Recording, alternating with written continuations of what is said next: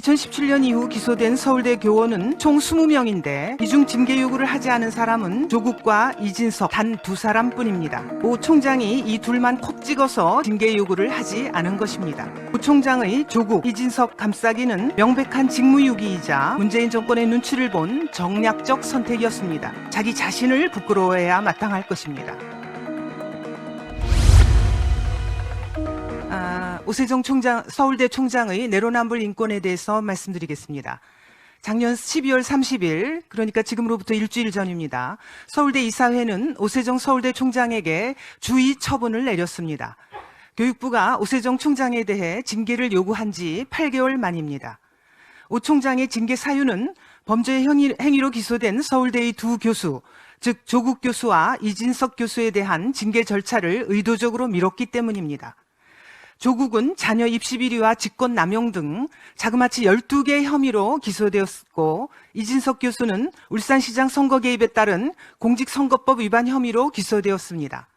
수사기관으로부터 두 사람의 범죄 사실을 통보받고도 오세정 총장이 시간을 질질 끌면서 징계 절차를 시작하지도 않은 탓에 조국 교수의 혐의 중 6개 항목에 대한 징계 시효가 지나버렸습니다. 이진석 교수 역시 징계를 할 수 없게 되어버렸습니다.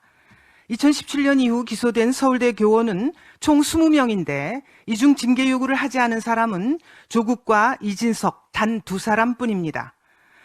오 총장이 이 둘만 콕 찍어서 징계 요구를 하지 않은 것입니다. 두 사람은 문재인 정권의 핵심 인사입니다.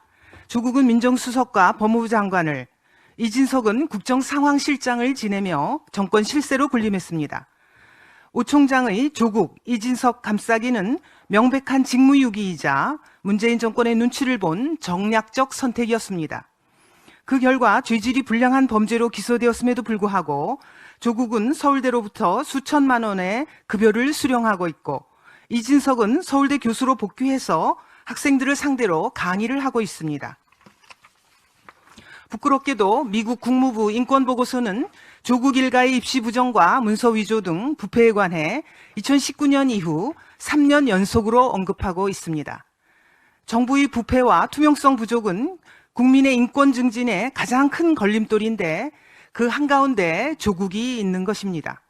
그런데 그런 조국을 감싼 오세정 총장은 올해 1월 31일까지인 총장 임기를 다 채울 것으로 보입니다. 이뿐만이 아닙니다. 오세정 총장은 작년 12월 10일 구성원들의 반대에도 불구하고 인권 담화문을 발표하며 서울대 인권 헌장의 필요성을 언급했습니다. 미 국무부 인권보고서의 공직자 부패 사례로 3년 연속 이름이 오른 조국을 감싸느라 급급하던 오세정 총장이 이제 와서 서울대의 인권을 외치다니, 이게 바로 내로남불식 인권 타령이 아니고 무엇이겠습니까? 그저 황당할 뿐입니다. 오세정 총장은 인권 헌장 운운할 게 아니라 권력의 눈치를 보며 부패의 상징 조국 전 장관을 감싼 자기 자신을 부끄러워해야 마땅할 것입니다.